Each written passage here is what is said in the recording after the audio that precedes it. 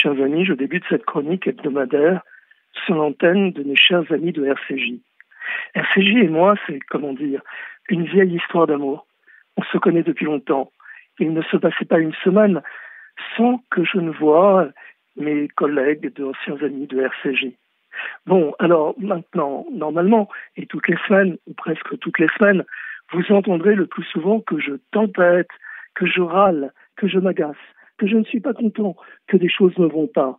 Et j'ai l'art et la manière de le dire avec des mots incisifs, tranchants et vivants pour dire « et zut quoi, mince à la fin ».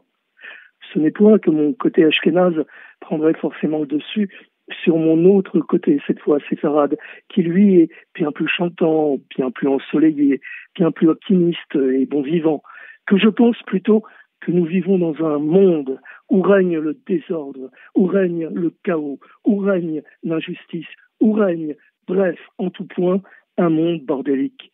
Non, je ne m'excuserai pas d'avoir utilisé ce mot. Bordel, bordélique, c'est très familier, certes, mais je m'en fiche. C'est un mot bien français.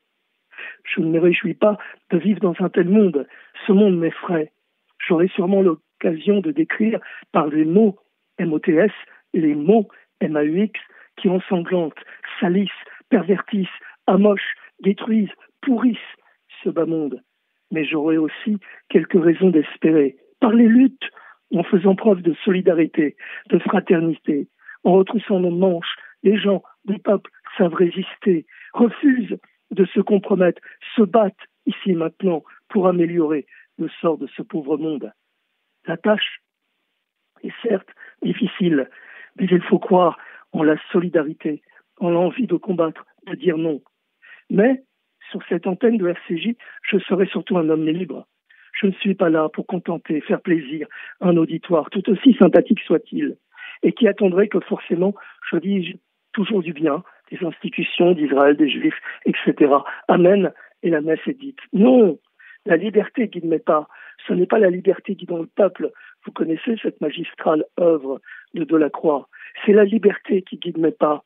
Car pour la liberté, j'éprouve tout mon amour, toute ma tendresse, toute ma reconnaissance, parce que je n'obéis qu'à ma seule conscience, parce qu'un intellectuel doit secouer le monde, doit réveiller les poules mouillées, les vertueux du silence, ceux qui ont une indignation sélective et ou qui se taisent.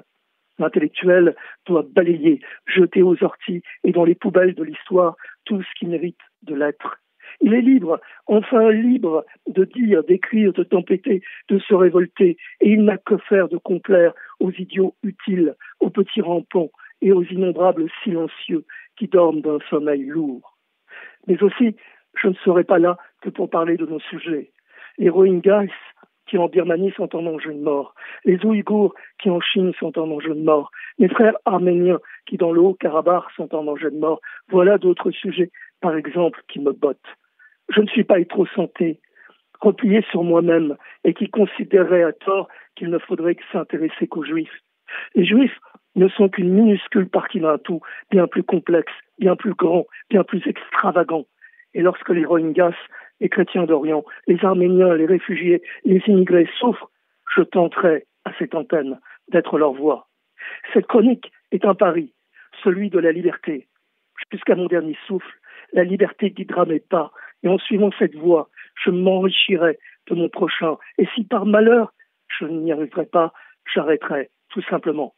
Merci à RCJ donc, et à la prochaine pour de nouvelles aventures, et vive la liberté.